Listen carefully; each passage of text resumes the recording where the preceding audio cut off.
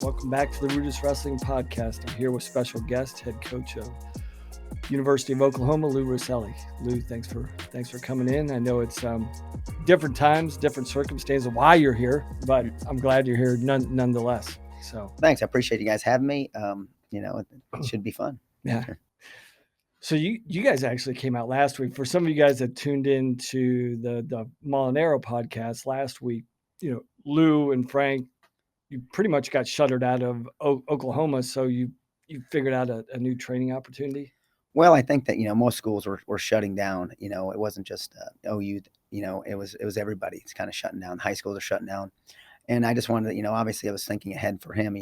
Didn't know at the time that the Olympics were going to get postponed. Didn't know if the trials were going to get postponed.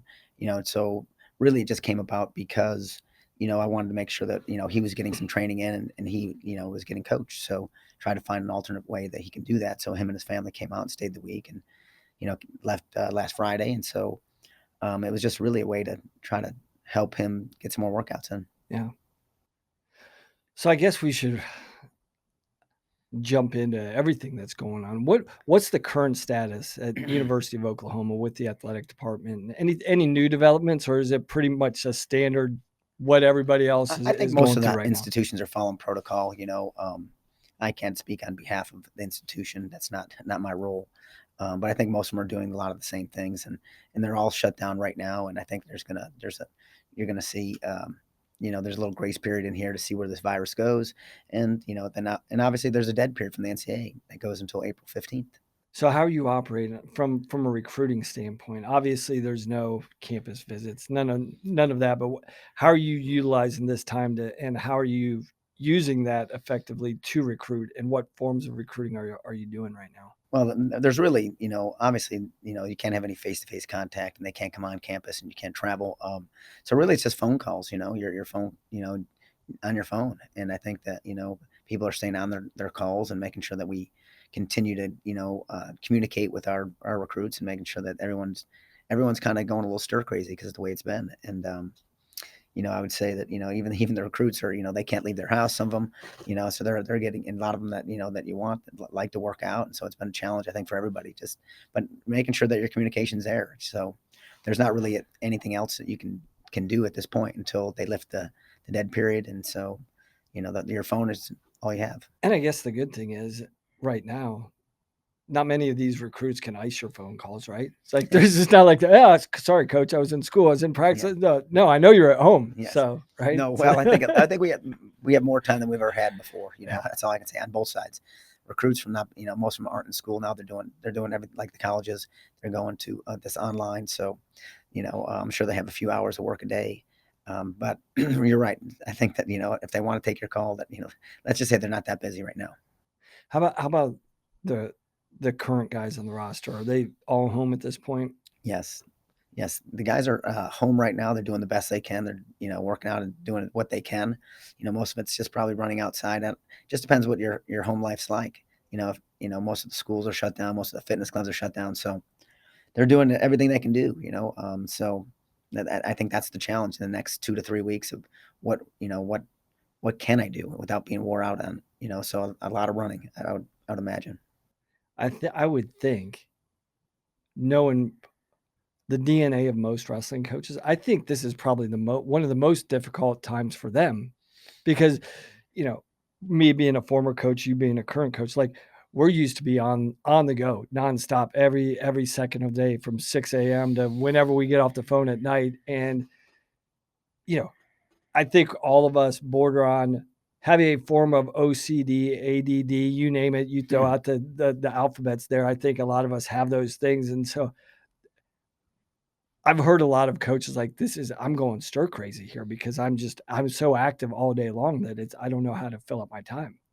Agreed. I think that it's been a very big challenge for myself to who gets up early, that just, there's a lot of hours in a day, and, you work out, you make your calls, you do some things, and I find myself just racing around my house doing laps, but obviously I think everyone's got the same problem. Everyone that's, wants to be great and wants to put a good product out there is probably really challenged at this point, not knowing what to do with the extra time. So let's go back to the student athletes. and I know I've talked to a couple coaches about this, and I know you probably have your thoughts, but for me, you know, the online thing, I know we have to do what we have to do to get our students still engaged in their classwork, but you know, do they still have access to the academic support system, or how's that work? Because that was kind of would be one of my biggest concerns. Like a lot of these athletes, they need this help, they need this structure, they need the support systems that the athletic department offers. And now that they're away from campus, are they away from all the support systems as well, or how are you guys navigating that? Well, I think that they're at OU particularly. I think that they're trying to set up virtual mentoring, virtual tutoring, virtual. So they're trying to do the best they can with what they have too, and especially when you're not on campus for some of them, it's online, and I think it's a difficult way to do it, but that's where we're at. So I think everyone's just trying to do the best they can with what they're doing, and I think there's going to be a little bit of on a student athlete to be a little bit on their game, and I think that when you need help, reaching out to people, making sure that you get the help that you need. A lot of larger institutions have learning specialists, mentors, tutors, class checks. I mean, so we really have it all at OU. So I think for some of them, the online will be a challenge because if they struggled when they were there, now they're going to be at home, and if they didn't use their time wisely when they're on campus, I mean, what makes you think they're going to use their time wisely when they're off campus at home? Right. And they get the freedom to do what they want to do and got to check in, and so I'll be interested to see how that is handled on both sides. And making sure that we make sure that we get our students to need, our student athletes what they need to make sure that they're successful, because that's part of our job. And I think the other part of that is the social component as well. That's got to be a concern. I mean, especially now. I know the focus of all coaches. They want to recruit character kids that do the right things in and out of the classroom, in and out of the wrestling room, downtown, wherever. But one of the things that I was thinking about, there's so many of these dreams and so many of these opportunities were taken from these kids. Like, and now that they're away and on their own, I'm like, guys, make good decisions. I know that's something you probably say all the time, right? Before every weekend, Yeah. before wrestling season, but now that they're away and some of these guys have got their national championships dreams taken away from their All-American dreams, even wrestling at the national tournament taken away from them. That's got to be an emotional thing. These are 18 to 22-year-old kids, and I know you're communicating the right standards to your kids, but again, when they're on their own and they've had such a huge opportunity taken away, it's got to be a concern. Like, guys, don't compound the situation by doing something stupid, right? Yeah, I think that that's a good point, and I think that the kids, hopefully they're not using this as a crutch to do other things that to you know so we realize that it was it's a difficult time. We realize that something's been taken from them. We understand all those things, but we got to find a way to get past that and get move forward and look to the next. If you were a senior, and we didn't have any seniors, well, we had one senior, so we didn't have a team full of seniors, but I think that obviously not wrestling in state championships was tough for all of them, but I would think that just got to find a way to deal with that part of it. Now the silver lining is a lot of them can't leave their homes right now, so their parents should be able to manage them in their own home. Yeah. So hopefully there's not anything going on, but there is a camaraderie that goes with wrestling, that this bond that goes on when your team starts to get really tight, and that camaraderie. And I think that when you're not with them and you're doing the social distancing, I think you're really realizing now how important that camaraderie and that bond really is. Yeah. When you're at home by yourself and your parents and you can't leave your house, now you're starting to realize, sure wish I was with my buddies back at school, working out and sweating and bleeding and doing all the things we were doing. Yeah, and I guess you said something important there, the silver linings. I think that's where, at this point, when we're starting to move beyond these things, the reality of the NCAA setting in, we're just wrapping our minds around the postponement of the Olympic Games.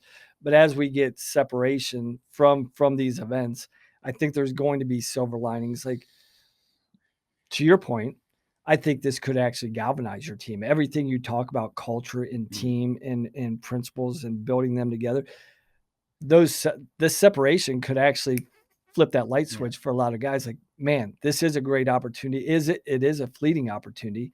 It's not guaranteed for me.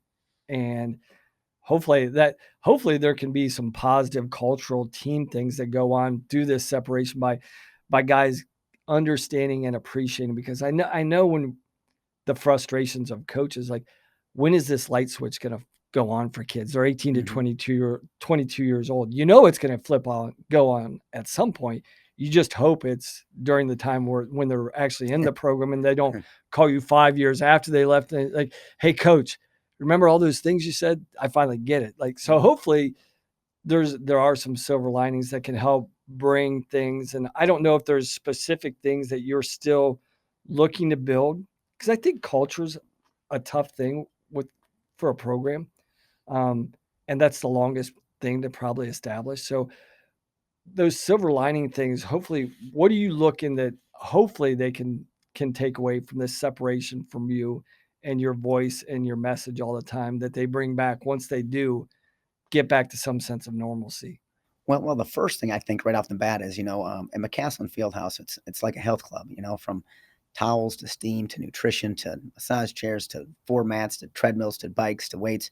We just have so many things, and when you don't have them now you're realizing how great it really is. You probably have, just like all people, you go there, you work out, you don't see it that like that, and now that you're biking in your basement, or you're lifting what little weights that you have at your house, or you have nothing and you got to run outside, you're starting to really understand. It's like, man, I sure do miss this McCaslin Fieldhouse or wherever you train. And I think some of the kids are starting to recognize that, no, it's pretty nice to have all these amenities, and I think that as the silver lining, will be that, from facility to the camaraderie of a team to being a part of something bigger than yourself to being grateful for all these opportunities. And I always tell people, I tell my team all the time, it's like, hey, listen, we don't know what tomorrow brings.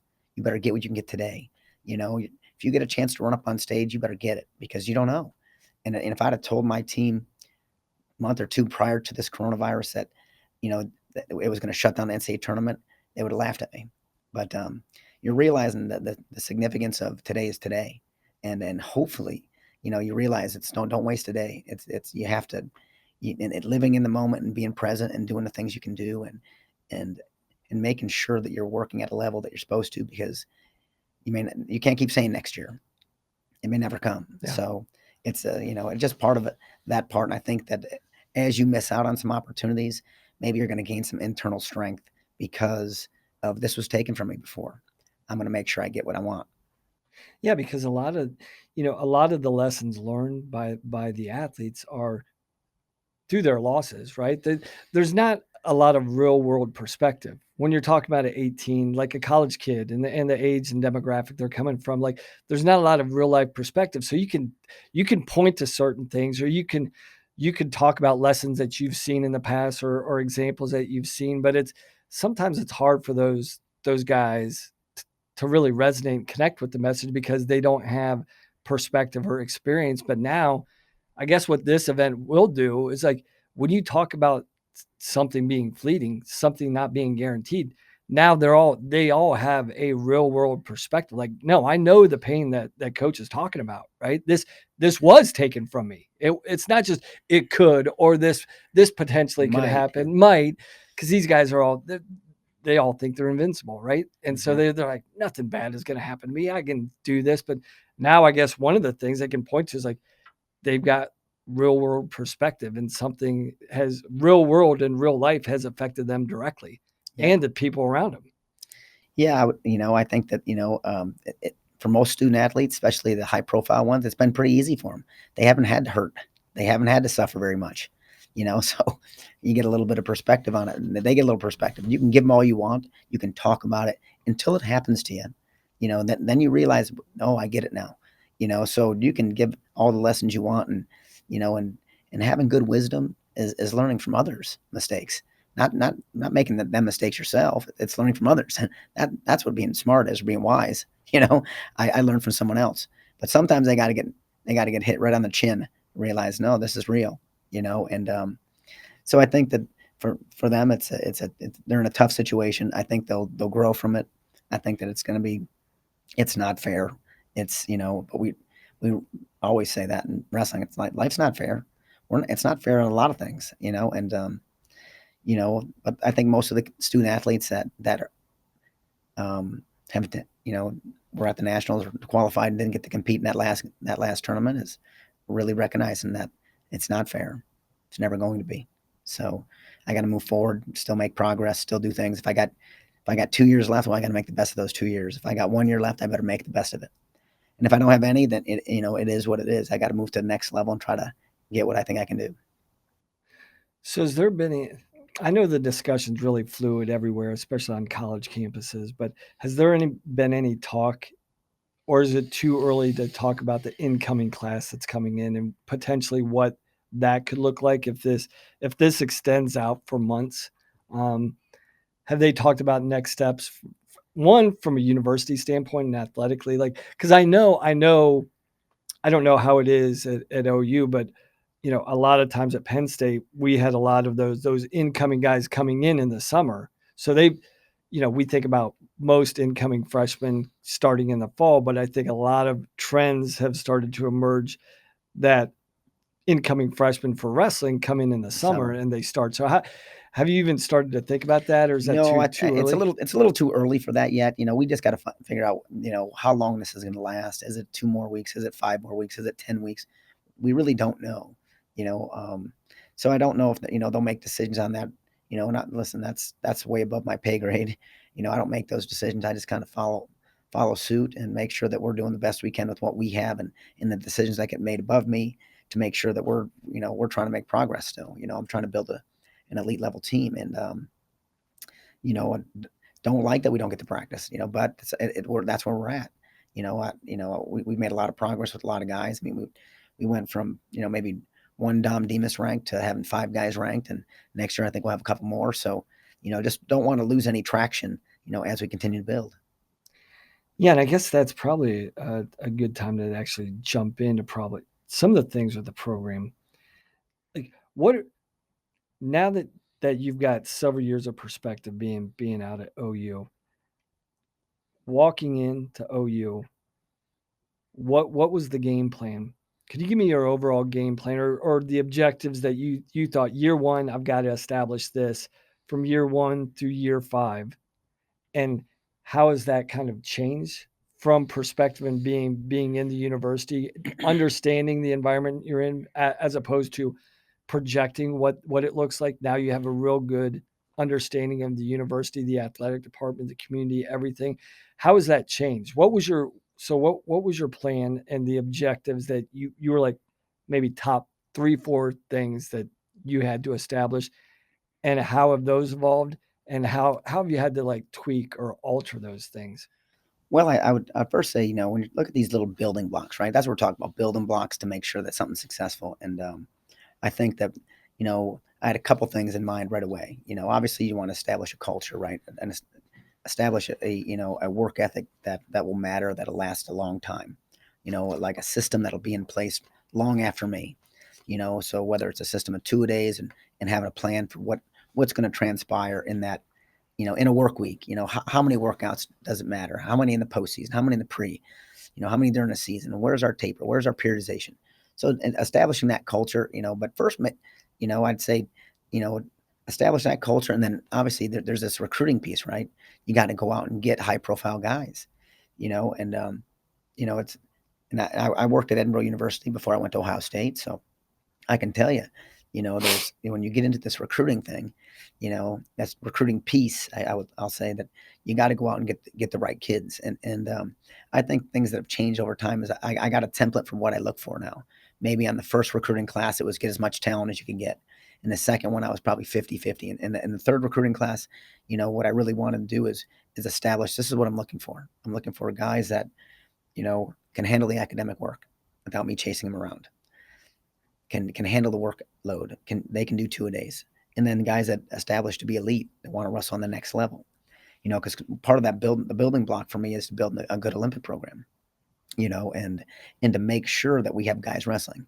And what you really try to do is, you may have to go outside the box at the beginning, but meaning, yeah, you might have to go out and get Frank and Dean Heil and some other guys, and then eventually just have all OU guys. Dean, like have Jake Woodley, have Dom Demas, have a Mantanona, have a Graydon Penner, have guys that want to do this on the next level. And there's plenty more. But that's the real focus, So besides build a cultural workload, get this recruiting piece under control so you can get the right people in place, build this Olympic program, establish an accountability for academics, go out and raise the money for this Olympic program. So there's a bunch of these little blocks that got to keep coming together, and hopefully the law of attractions will take place, and look for people that are obsessed with wrestling like I am, and people that like doing it, people that I don't have to convince that it's important, people that can come to practice with attitude and energy, and then teaching them the moves. That's the easy part. You got to come with attitude and energy, and it's got to be one of your the student athlete's goal as well. For things to work really well, the coach has to give, athlete has to give, and when those two things, when they both give, you get something great, you know. And when I was at Ohio State, trust me, I've seen it a bunch of times, with Logan Stieber, with Nate Tomasello, with Kyle Snyder. I've seen it with a bunch of athletes that when they give as much as when two people are giving like that, some crazy things happen, and you see freshman national champions, you see, guys that win 4 national titles, you see guys who win Olympic games when they're young. So, and I know it can happen other places. I just know with the right mentality and the right fit, and the right student athletes that care about the things I care about, I'm convinced that it's not far. It's not far from where I want to be. And I think one thing that you said like 4 times there, you said the right this, the right that. A lot of people, I think, when they look at recruiting, it's like, no, get the best. Like they may have the best talent, but the more you dig into it, they may not have the right like work ethic, the right attitude. So when you're talking about the right guy, what's the right guy for Oklahoma and for you, Well, the right specifically guy, as a coach? is someone that, like I said earlier, can handle the workload and do the 2-a-days, that wants to be an Olympic athlete, that can do the coursework without me constantly writing them about the significance and how important it is to get an education. So having that value system in place, having the right pedigree and talent that you can flourish at the next level as well. So I think there's those things start to matter, So a byproduct, of being an Olympic athlete is probably guys that do really well at the NCAA tournament. Is that fair to say? So looking for guys that think that way. So not everybody's going to get that because we know there's only 6 Olympians, but you got to want to think that way and work at that level. So when guys do that and they think like that, then all of a sudden things start going in the right direction for him. He wants to be an Olympian, so the byproduct that win an NCAA title. So the institution and this Olympic program are integrated. They're that close to me. That's how I think it works always. When those two pieces are really well done at an institution, you'll find that the team's doing really well. Now, Colat said something to me a while back that I thought it's something that I realized, but I didn't probably think about as much when I was in coaching. But he's like, you recruit national champs, Matt. You don't develop them. And I started thinking about that. I'm like, yeah, I think he's right. At first, I'm like, no, I've had guys, but I'm like, no, you don't automatically get a guy and then teach him that he wants to be an NCAA champ. That guy's firmly entrenched with his mentality when you recruit him. So he's like, for me, it's finding the national champs, not developing a national champ. What do you think about that thought? Well, I think you can do both. I was at Edinboro University, and we had some guys that we developed into national champions. And then but there's also a place I was at Ohio State where he won everything. He's won, Logan Stieber was 190-1 or something. His goal was to be an world Olympic athlete. So I think that, I just think you start a little further up the rung, and, no, he came with that kind of pedigree with an obsession to be great.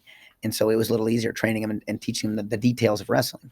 At a smaller school, you might have to develop, and we've had to do this, at OU with just guys that were developing. Hey, we have to develop and then prove that you can get this done. And then you'll start, getting the right recruits. And so I think there's a little bit of both in there. I think there's some development, but development might take 3 years, where, somebody else might be a step-in guy. Spencer Lade, step-in guy. Yeah. Right away was elite right out of the gates. Didn't have to teach him how to get his hand raised. He knew, so and had the confidence and the work and all the other things. So I think you can manage. Sometimes you got to manage both. It's nice to have people that are step-in. Yeah. That no, I recruited a national champ. But there's also this phase of recruiting that's like, no, come and work your tail off and learn the skills and do the work, and it'll give you your best chance. Yeah. So going back to Edinboro, and you've had two different perspectives. So you started at Edinboro, PSAC, small state school, going to Ohio State. Foundationally, what did you learn from Edinboro and the success you guys had? Because you developed that program. By the end of the time you left there, you were consistently, how I describe it is, you culturally established the program. Like by the end of your time tenure at Edinboro, the guys that were coming in, they came in believing like, no, that's a place I can get on the podium or win it. Where when you first started there with Tim, it was like building up into that. So what was that whole experience like? Because it's so dramatically different. And I went in like the inverse. I went from a Penn State to a Clarion, and I think it prepared much more difficult, right?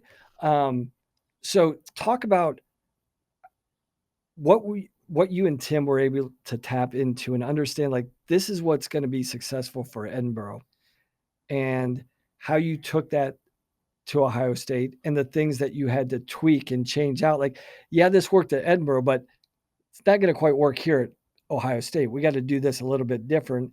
And then the extension of Ohio State to Oklahoma and the similarities or differences. So that's kind of loaded a little bit. That's a long one. So we could start with Edinboro. I would love just to talk about Edinboro for a while. Well, I think, when I was at Edinboro University, and I think one of the biggest things is, obviously it's a little different in recruiting. I don't think they have the resources, but systematically, with Tim Flynn and myself, we both think the same way about how much work you do. We're both wrestleheads. The great thing about our relationship, and we're dear friends, is that he was more of a businessman. I was a wrestlehead. So he taught me maybe the business side a little bit, and the paperwork side, and things, dotting the I's and crossing the T's, how things had to be run that way. And I probably taught him some things about in the wrestling world, and some skills. And so it was a good combination, but I think the thing that made it really good is, when you work with friends, it's not like work. You just go and it's fun. And both of us had to work like animals to build it up. And I think that, building the right system in place and getting the right type of person and making it, because it's more system in a small school. They don't have time to do all these one-on-ones with each guy. There's only one or two people. Your whole day would be spent like that. Yeah. Where, and when I left Edinboro, we were, I think, eighth. I think we took eighth, and then they ended up eventually taking third, so systematically, they're a 2-a-day group. And, I think that's one of the things they do is they get those kids to buy into the work, and they're in a good state. And so that they, it really helps them flourish. Ohio State, I think the same system can be in place at a bigger school. I just think it's a little easier to recruit. There's a brand behind it. Ohio State was a brand. OU's a brand. It draws people anyway, that they have big time sports. It's more of a business. You go to Ohio State, and when I went in 2006, I think, it was said a million times, this is a business here. It's a $100 million business. Basically, do your job. And I understand that. And putting a hard hat on and going to work has never been a problem. But I think that, establishing culture still had to be established. Establishing, a system of how things work. The standard of excellence that you want. The way you live your life. The amount of training that goes on in a week. The amount of training goes on in the summer. Preparing and getting ready. And I think the same thing at OU. I think that it's a big brand. It's just, but getting the right people is always going to be the difference. Getting the right people, like you said, when you recruited a national champ, recruiting people that care about what they do, that are passionate, that are obsessed with being the best. That those are who I want to surround myself with. I don't want people that are negative. I don't like complainers, and don't come with energy, come with attitude, this is fun. You choose. It's a choice. You don't get to, you don't have to, you get to, and when you look at it that way, it's a lot different. You don't have to be here. You don't have to be. If you don't want to be here, tell me. Yeah. You get this opportunity and take advantage of it.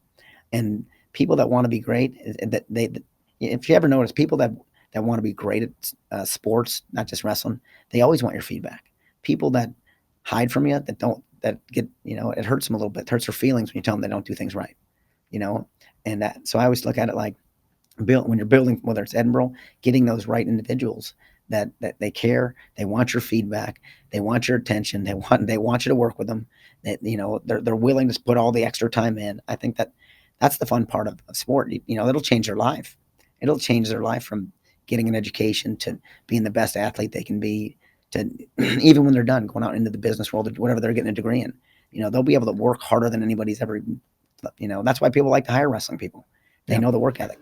But I think when you look, you compare them all, that they all have their challenges, right? I mean, every program has their challenges. Maybe at Edinboro we didn't have the alumni base that we could go out and raise $100,000. It was much difficult. Maybe at Ohio State they can raise 500. We have the donors, so you can raise a couple 100,000, and it's not going to be that taxing to build this Olympic program. At Edinboro we didn't do one. Ohio State we won the nationals because of it.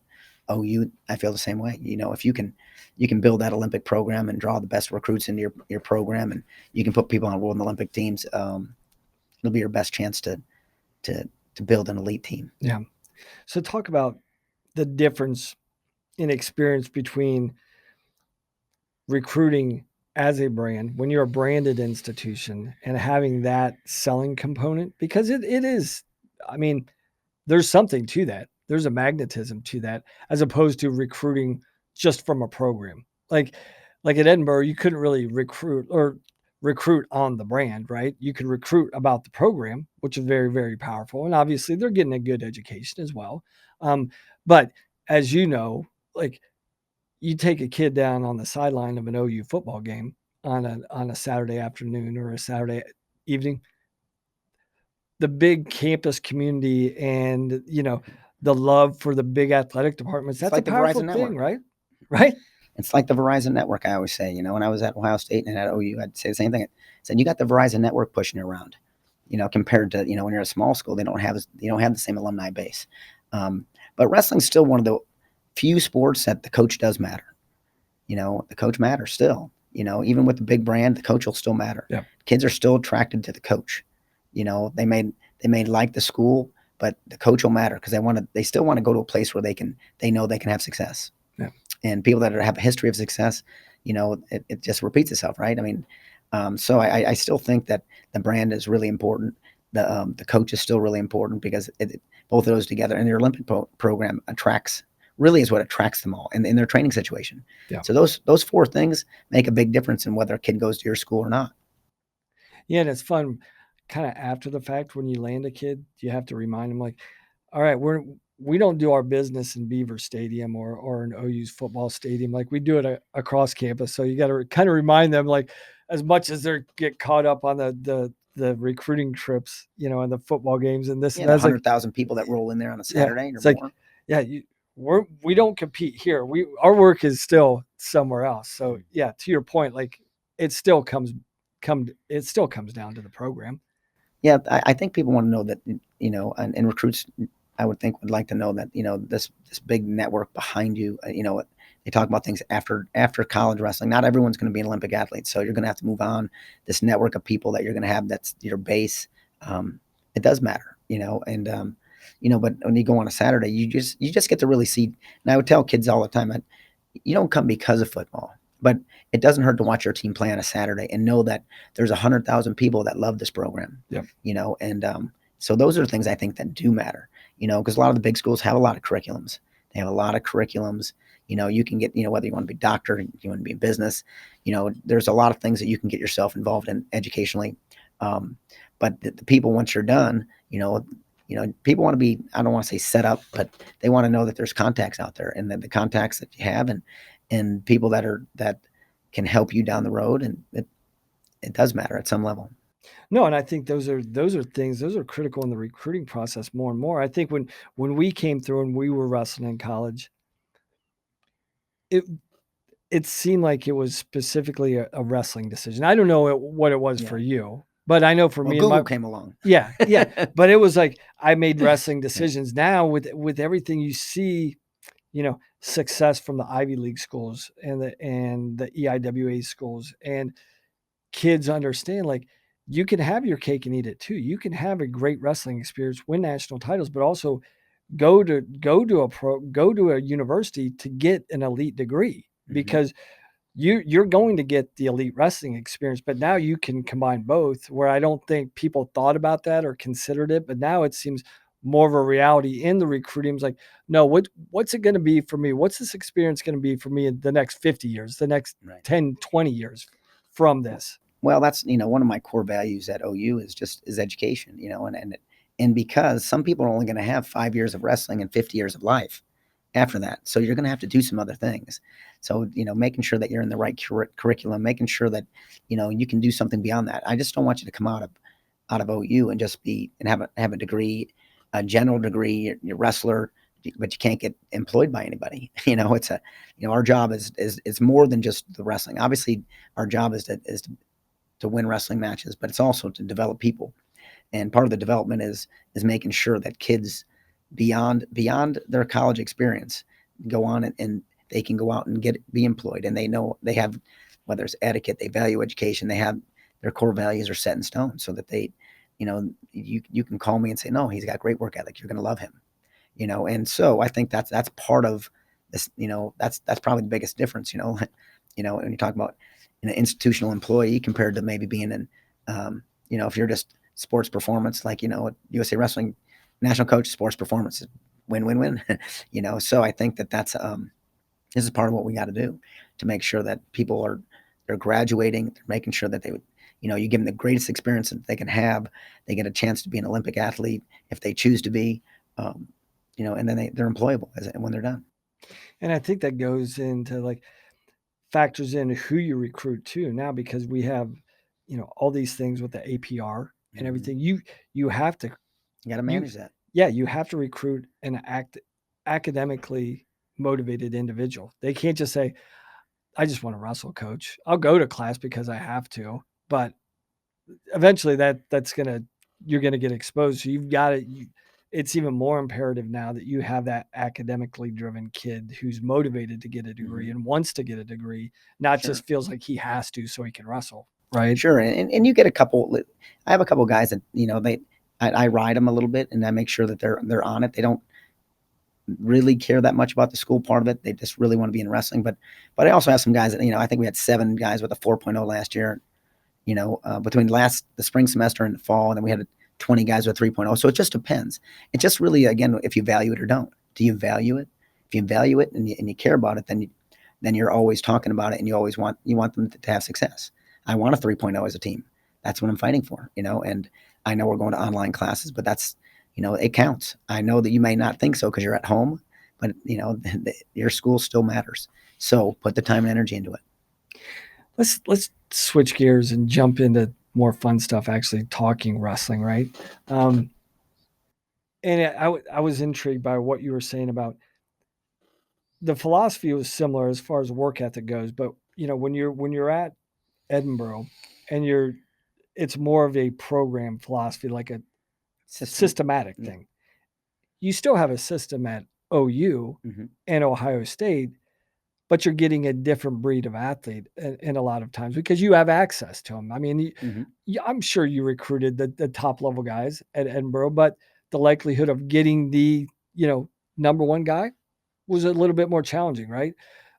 So when you have access to the blue chip guys, the number one guys, how does that change from a training perspective? I know the work is still the same, but the training can be slightly different. Talk about that. Well, I think that, when you start talking about, now you're talking individually, right? I mean, you're not talking systematically. You're talking about taking a few guys and so and I've done system, and I've done, some individual, at Ohio State and at OU. It's like, giving coaches certain guys and just having them manage them, learning how to manage somebody. It's good for your assistants to learn how to do it. And whether you're managing their school, whether they're managing their technique, whether they're managing just their life, and I think a lot of it's, a lot of that you're talking about is built around relationships, when you know the guy and you're putting them through, and you're teaching them wrestling, and you're cultivating that relationship so that he understands you and you understand him, and your time and energy together. So I think, the guys that I've seen, at Ohio State and at OU, it's time intensive, and putting the time and energy into them to make sure that they, all the little things are taken care of. You can't do that at a smaller school. Too difficult. I mean, I'm not saying I didn't do one-on-ones every now and again, but it wasn't as regularly done as I did with Logan Stieber, or, in our RTC with Kyle Snyder or whomever, or at OU with Anthony Mantanona.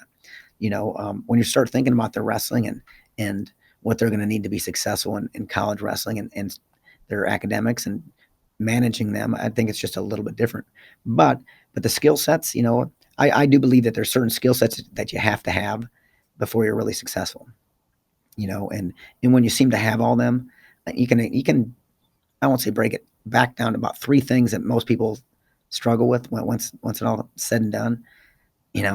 Did you get off bottom? Did you finish your leg attacks? Did you protect your legs? Could you ride them? It's like, well, there's 3 or 4 things that always come up. It's like, well, he couldn't hold them. Well, he can't get off bottom. He doesn't finish well. Doesn't head block. So there's some skill sets that I'll tell you that I think are imperative. Ask 100 coaches, some will say, nah, that don't matter. But in my mind, there's a bunch of things that you got to have. If you want to be elite, you better have these things. And and I don't think I'll change my mind on that for a long time until that curve changes and goes a different direction. You're right.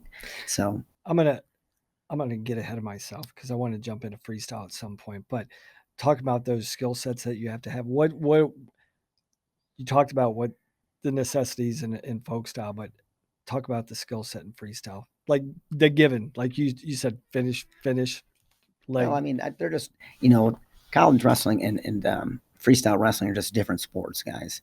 The parterre is really different. Not a lot of people do a lot of that, from making contact to head blocking to, again, I'll just add to it, because I think you need those other things. You got to be a great finisher. I mean, you can get a push out in freestyle, but it's better to get the takedowns so you can turn them.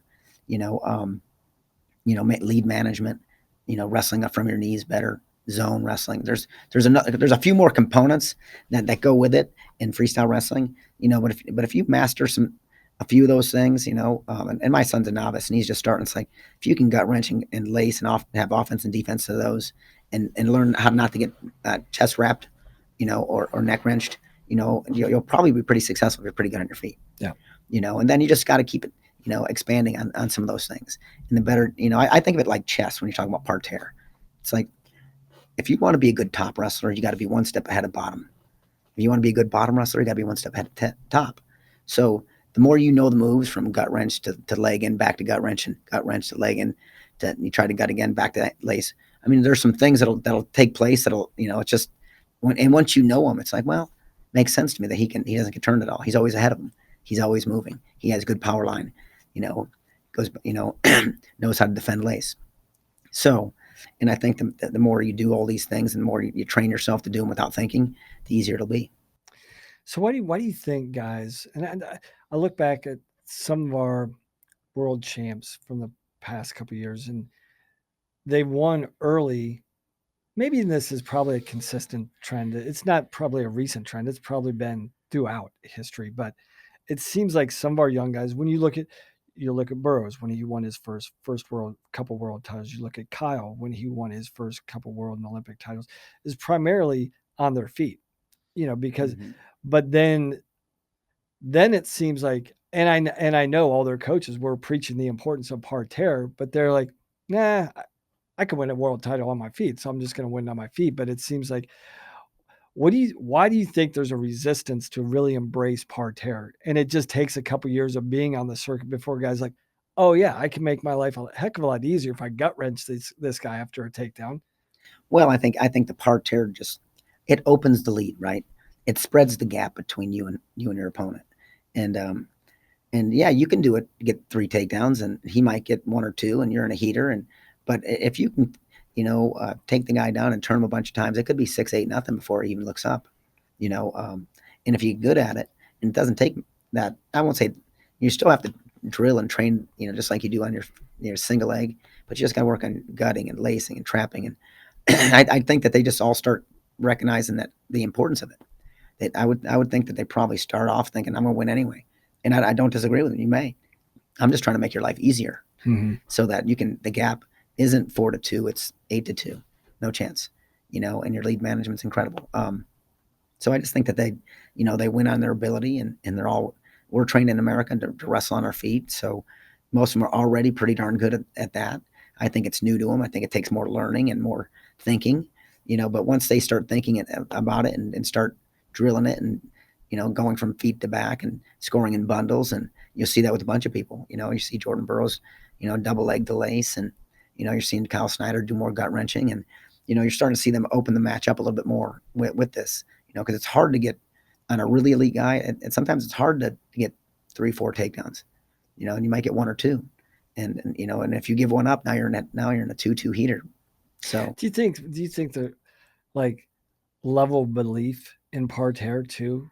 Like, I look at some of these guys, like maybe early on they're just questioning themselves, like, am I really going to be able to gut this world champ? Like, I know what his parterre defense is probably going to be. So why do I even exert the energy? Are those discussions you have? Like, look, I know where I'm good. Why do I want to exert so much energy in parterre when there's a slim likelihood of me turning the guy, and then it takes away where I feel I'm most effective, which is on my feet. Well, if you're worried about energy, you have a problem already. True. That's our first problem. True. And if you're trying to conserve it, then it could be an issue to start with. But I think it's a skill in itself to be able to squeeze and talk at the same time, to flex and breathe and talk. And gut wrenching. When you hold your breath, it takes a lot out of you. People, there's a little bit of breathing technique that goes with it as well. It isn't just a technique, but squeezing your arms and holding the guy tight and being able to breathe is a skill in itself. And I think when some people do it wrong, all they do is hold their breath for 30 seconds and they're exhausted. So I think there's a little bit of that. But I think that when they really embrace it and they embrace that parterre, I think that the wrestling will evolve too. I think the really good guys continue to keep getting better at what they're doing. And so it might be a technique on their feet, might be a technique on the mat, might be a chest lock. It might be when a guy gets your leg. Continuing to evolve and wrestle one more position is an important part. And I think that the good ones, the great ones, I should say, they learn to do that. Yeah. So talk to me about this, because you mentioned you started talking about tactics, execution. These are not things we typically talk about on the folk style scene through college, but it's something we hear consistently at the senior levels, talking about execution, talking about tactics, and the importance of that. And you listed off like 6 or 7 things that you have to tactically and executionally be aware of in freestyle. Talk about the difference of one, explain tactics and execution and how critical those are the higher up you go.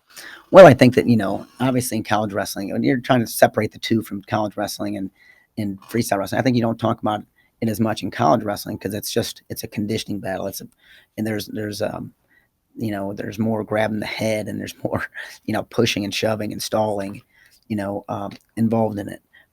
Although there's league management in college wrestling, people don't like it because they think it's stalling, but, in a lot of other sports they stall. And I'm not saying people should stall, but, you get in freestyle and you're, the match is 6 minutes long, and at the 5:40 mark and you're up by 1, you gotta know, your head and hands are going to have to be low.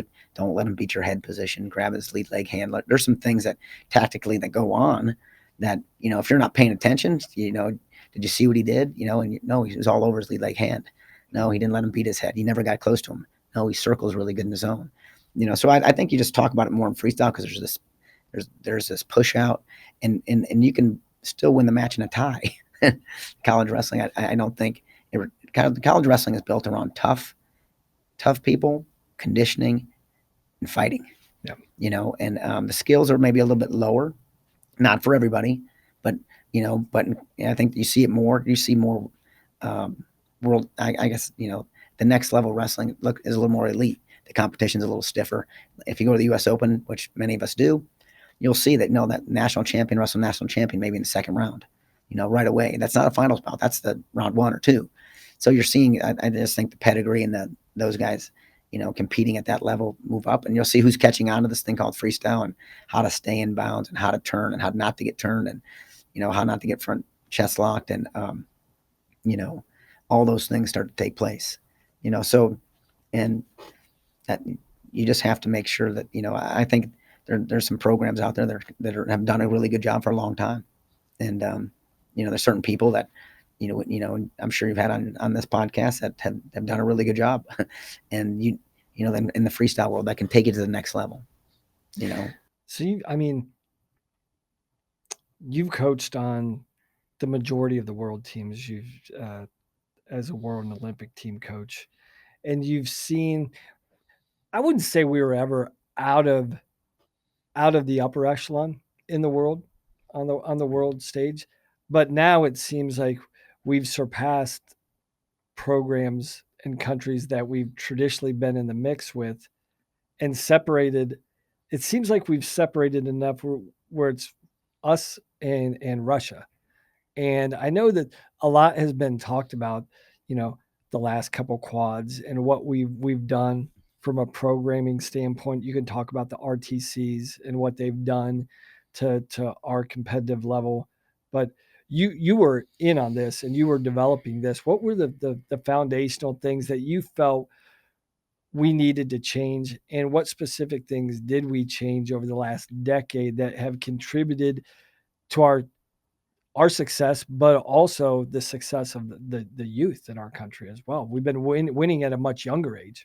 Well, I think, one, we're providing more opportunities financially for these kids to wrestle in these cadet worlds and the junior worlds and the university worlds. And those things are starting to get more traction, right? In the last 10 years, we're giving more opportunities, more people wrestling overseas. There's more Pan Am championships, Pan Am, junior Pan Am champions. There's more opportunities for kids to wrestle. But I really think one of the things is, these RTCs have really, helped the younger kids. Remember, these RTCs work like this. High school kids work out with college kids, they grow. College kids work out with, post grads, they grow. And then obviously coached under, getting world-class coaching, and kids are learning head blocking and takedowns of turns and how to trap arm gut when they're 12 instead of when they come to you when they're 20 or 21. So I learned that, my son is 14 years of age and starting to work on how how that works, how a trap arm, a leg and trap arm actually works. Now, will he catch on? Will he get it? I don't know. But he's learning it now. He's not, it's not going to be when he's a senior in college, or 1 year after college, or some guy took a liking to me. I learned that, and so I just think that they're learning it at an earlier age, so this integration is really making things grow faster. You want something to grow. You get these phenom high school kids wrestling with these college kids. They're bigger, stronger, and better. Then all of a sudden they grow a little bit. And then same thing with the post grads. That's why it's, building, in the process of building program, culturally, you want those guys. The more Frank Molinaro's that can train with our guys that show everybody what it looks like and how it feels and what you have to do makes a difference. And you get a bunch more like that. And all of a sudden, now all those guys are doing what he's doing and working at that same level. It raises the level of intensity. So I think between the funding and the opportunities that we're giving kids in these RTCs and the many opportunities with these college institutions that are, pumping money into their college, really, it's a separate entity, but it's always there to help benefit the college programs. Yeah, because overall the RTCs have been a net gain, a net positive for the entire sport, because just the accessibility to high level coaching, high level talent, just being around it, right? Just for these young kids walking into a room is like, that's what Kyle Snyder's doing. Oh, I'm doing the same thing. And it's so they may not be physically touching the guy, but it's tangible. It's tangible when you see success right there in the same room. Like, oh, that's what an Olympic gold looks like. That's what an NCAA championship looks like. That's what an All-American looks like. So without even physically touching, there's a tangible benefit just being in proximity, right? But then actually touching these coaches and touching these athletes, obviously elevates the entire sport, which is great. But also unfortunately, there's unintended, that's a bad word, because I think some of these coaches intended for some of these consequences to take place that we're seeing. But overall, like, give me your thoughts about the RTCs. I just think that we just, listen, I'm all for them. And I've been since the day I got to OU, and I was at Ohio State, and I'd helped develop theirs. And I just think they just need to be contained. There's some things going on inside them that, when you don't have, set in stone parameters, people are going to go outside those. If it doesn't say you can't do it, that means you might be able to do it. So I just think that we just have to be more concrete with what you can and can't do. And I think if everybody gets on the same page with what you can and can't do, and remember, this is for development. You don't want to take development away from kids. I don't want my kid's 14. I don't want him to lose an opportunity because somebody doesn't want to work with them because they just asked him. So like I said, I'm all for them, and I think that we just got to be a little smarter and put things in place to make sure that these things are, helping. Really want to help people, right? That's what coaching is. We want to help people, and I think the RTCs do. It helps post grads, it helps college kids, it helps high school kids, it helps anybody that fits the criteria, right? If you can, and without any cost. Wrestling's not one of those sports that has people with all kinds of money. So if you can go work out with a bunch of elite people in your hometown, and get a training session with an elite level coach, with world class coaching and partners for nothing because you fit a criteria, you got a USA card, and that's it, and you're within 250 miles. I mean, why wouldn't you? Yeah. How could that be bad? And I know there's a lot of people that attack big name schools like Oklahoma and OSU and Penn State. It's like, oh, they have a competitive advantage with their RTCs. I always turn it back on them. I'm like, you don't understand. There's an added responsibility for these coaches. It's a lot more work. To grow. One, to fund the program, to operate it, to run it, but then that responsibility, like, I'm responsible for elevating the U.S., my country's competitive level. And I'm responsible for cultivating and developing, age group talent that'll hopefully matriculate up to the senior level talent. So I don't think there's a lot of people that are like, no, you have another responsibility outside of these other coaches that can say, oh, they have a competitive advantage. No, you've got the luxury of not having to do it and expending that energy. Like thousands of hours of time and energy. Yeah, I mean that's it is. NCAA tournament, would be over by now, and so this new phase goes. So it's like 365 days around the clock. When I was at Ohio State and at OU, I knew the same. It's like, no, college wrestling is done. You get into this freestyle season. It ends when the Olympics would have been in August or September, and it's full circle. Yeah. So so where you had you might have had June, July, or May, June, and July to kind of regroup and do a banquet and some things. These guys are it's a constant cycle. So, I mean, you just got to be willing to do it. It's part of it's part of institutions anymore. It's just the way it is, and so, we provide opportunities. We're here to help people, the people that fit the criteria, as long as, like I said, as long as things are done correctly and done, in the right way, I think that there's value. And if it goes a different direction and there's too much, I mean, what people are trying to make sure that doesn't happen, and I agree, is not to have, a competitive advantage. Well, you can raise money. You can do that. You can have an RTC. They don't not allow you to have one. Almost everybody that wants one has one. There's a criteria put in place, bronze certification, a couple guys training. There's a couple things you have to do, but they're not hard. Anybody can have one if you can raise the money and you can attract the people. You still got to attract the people. Like I said, it's not as easy as people think. If you can use your own guys, or attract somebody outside from another institution to come wrestle at your school. So, and I don't necessarily believe in the thought that it really is a competitive advantage. I think you take away you're going to harm the sport of wrestling. You're going to harm our country when it comes to, if you take the RTCs away totally. And if you did take them away, you know what? The competitive advantages are still in there for everybody else. And that there's a difference between Edinboro and Ohio State and Oklahoma. There's a difference. And when you take those jobs, you understand that. When I went to Clarion, when I went to Binghamton, I'm like, yeah, I will have an RTC, but it's not going to help in these residual ways that everybody talks about, because I don't have a reach like I did at some of my previous places. So I think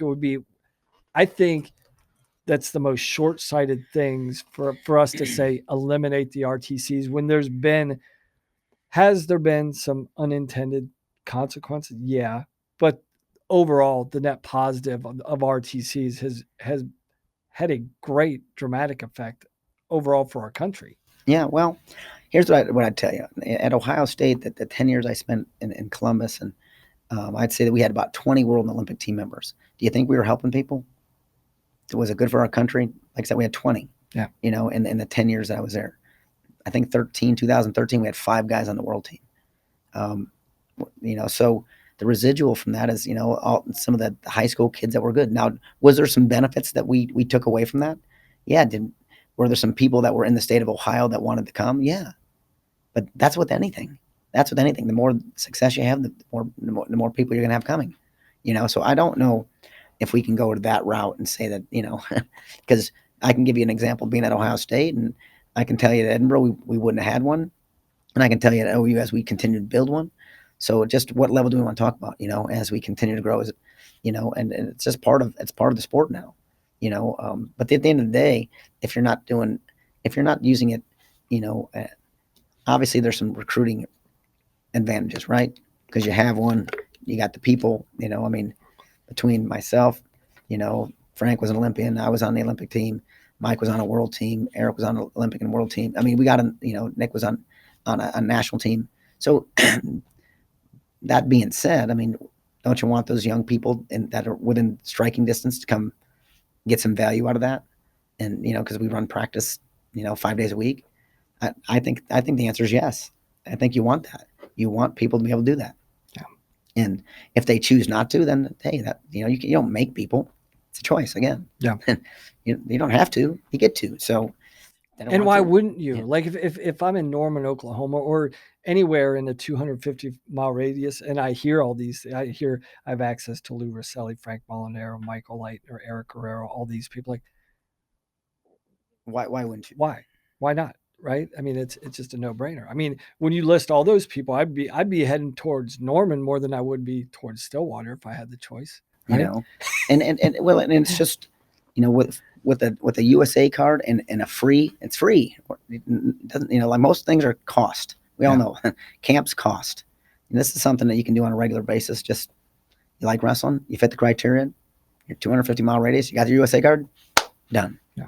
You can come and work out with college kids and get coached by people that have been around the sport forever. So let's finish up with this. Let's talk about the Olympics itself. And you're one of the very few that has the perspective of being an Olympian and knowing what that experience is. And now you're coaching guys, and you're coaching one guy who was an Olympian, and he's got the perspective of being an Olympian now. He doesn't. And then you have other athletes that were chasing those dreams that now this dream is, at least we know this dream is postponed. It's not canceled, right? Mm-hmm. So what's your conversations been with the RTC athletes? Well, I think that, it's kind of like the NCAA tournament, right? There's some things that this one's postponed. It's not canceled. It might be, for some people it might work out better, and some people it won't. How USA Wrestling goes from this direction is, that's unknown now, when the trial process will take place and all that. Will they do it early and just have the team set? I don't know. But I think that, I think it's a challenge for somebody, Frank's got probably a few more challenges. The good news is he's got a lot of energy. He loves to train. He's obsessed with being as good as he can be. He's, make him a little more time to manage his weight. To, once they can tell him, when it is, and he's really uber positive too. So he's not someone that looks at it. He'll look at it in the right way. And it's like, no, I got time to keep getting better. He looks at it as just growth.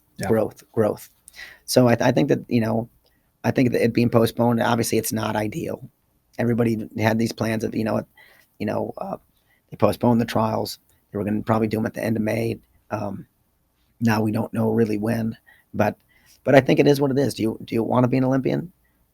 Are you passionate about it? Well, it doesn't change anything. It just moves it back a little bit. I know that's for people that are older, it probably is like another year. It could be, but at the same time, I think people that are passionate and people that, this is what they're striving for, and they'll keep training, they'll keep working at it, they'll keep doing what they have to do. The really elite guys, they do whatever they got to do. Yeah. Whether it's you tell them it's tomorrow or it's 2 years from today, they're going to work and fight and and do what they have to do until they can make the gains they need to make. So having the experience of being not only being an Olympian, but being a world team coach, being an Olympic team coach, I don't want you to speculate, but I think you've got as much experience as anybody with how these events work and these cycles work. What what do you think is the best right now? If you had to make a best guess, how would you like to see the qualification procedure happen next year or moving forward? I've heard some ideas like, hey, let's set our team now so we know who it is, develop them for a year and then go. Others are like, no, just reboot it and just follow the same cycle next April. Let's jump back into it. What's your thoughts about the best and fairest way to do this? Well, I think most people were preparing for that first weekend in April, and then we pushed it back.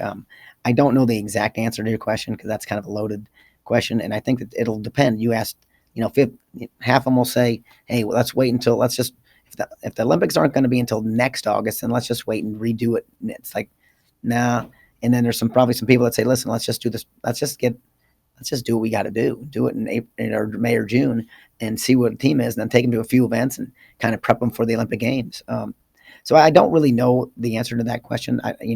Some people will say would go this direction, some people will go that direction, because you're already through the U.S. Open and you're already down to, But what I'd say overall is, as a fan, not as the coach, as a fan, the more the merrier. Yeah. The more people in the event, the more exciting it is for me.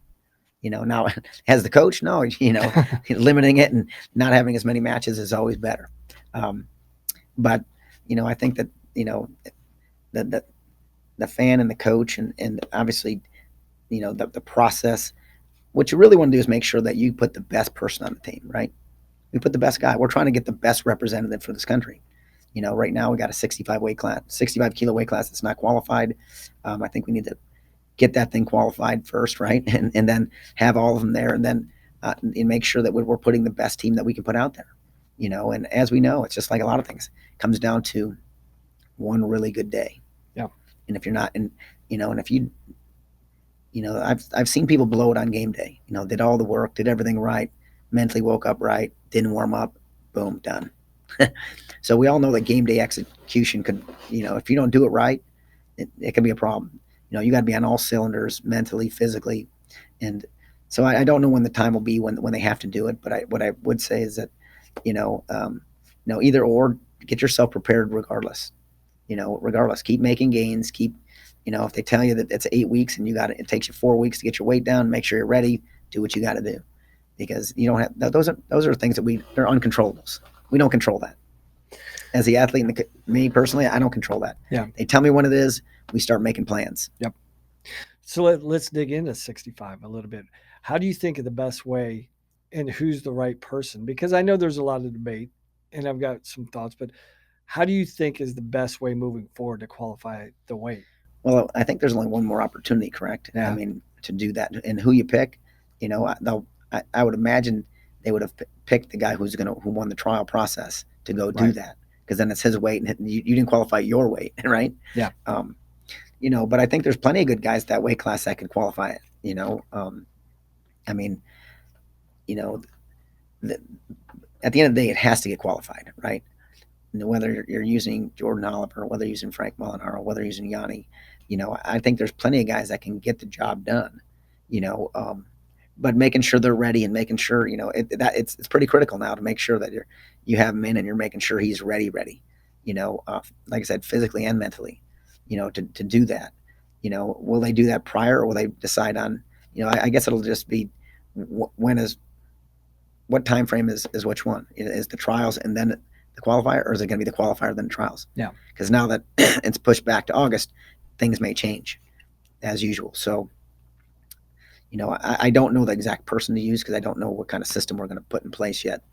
I'm not privy to that. Yeah. This will be my last one, and this is more specifically like that. That just seems like a weird thing when you have to qualify, and you're used to be like, we compete as individuals all the time, but even when we're going overseas, it's always with a group of guys, or to qualify, you're always with a gang of people, but that has to be a weird experience being just the guy with a couple coaches saying, and you've got the burden of the country, like, yeah, go qualify it. Have you been through that before?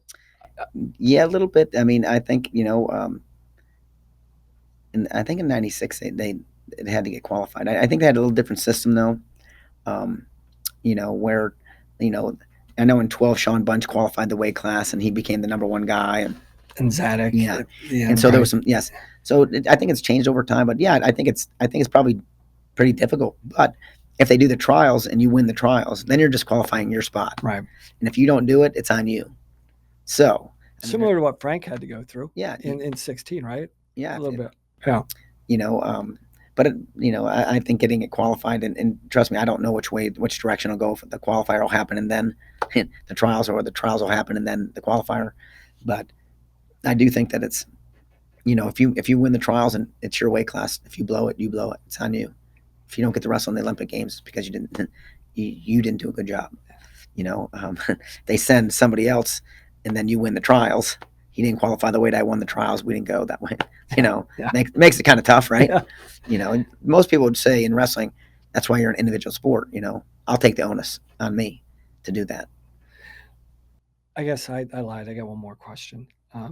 What about these Olympic redshirt guys that were sitting in Olympic redshirt? How do you think you approach that? How, if you didn't have any guys this year that were in there, but if you did have guys in that position, say Demas took an Olympic year and was legitimately in the mix, like he could do it, what would your approach be with a guy like that?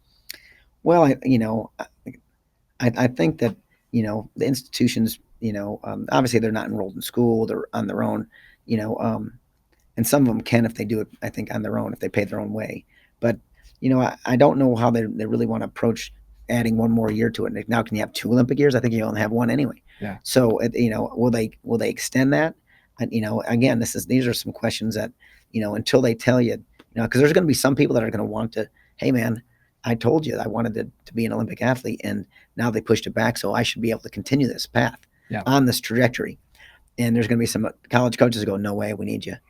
No way, you're in there. Yeah. But I think it's probably something that you're going to figure out that between you and the coach and the athlete are going to have to decide what's best for the institution and the person, which is always the case in college wrestling, right? I want to do what's best for you and the program. Yeah. And that's just, and see and be fair on both ends.